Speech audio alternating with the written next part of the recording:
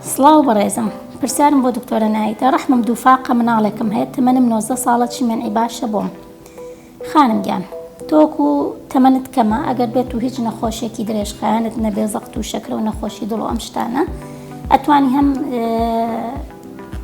منعی هۆرمۆنیشمان هەیە و بەبێ هۆرمۆنیشمان هەیە. منع هۆرمۆنەکانەوەی کە لە شێوەی حەپی منعاتۆ وەرێگری، یا خود لە شێوەی بەستنی قۆڵا کە دائەنرێت، ئەمانە کە بە شێوەی هۆرمۆنن و لە هەمان کاتە ئەتوانی واتە منعی طەبیعی، منعی سروشتی لە هەموو منعێ بۆ تۆ باشترە، چونکە یەک مناڵت هەیە بە شێوەیەکی مەزبوط بکەی منع سروشتەکە لە هەموو منعێ بۆ تۆ باشترە. ئەوانەی کە ڕەحمیان دووفاقە، تاکە منعکە بۆیان ناگونجێت، تەنها دانانی لەولەبە، واتە بەستن کە لە دامێنەوە بۆتە بەسترە، چونکە ئەوانەی کە ڕەحمیان دووفاقە لەوانێت تۆ بەستنە لە یەک دووفاق، واتە دوو ژووری هەیە مناڵانی، کە دوو ژووری هەبوو مناڵانی تۆ بەستنەکە و خستە یەکێک کارەوە لەوانەیە لە یەکەی ڕەحمی چانسی دوو گیانبوونی هەبێ.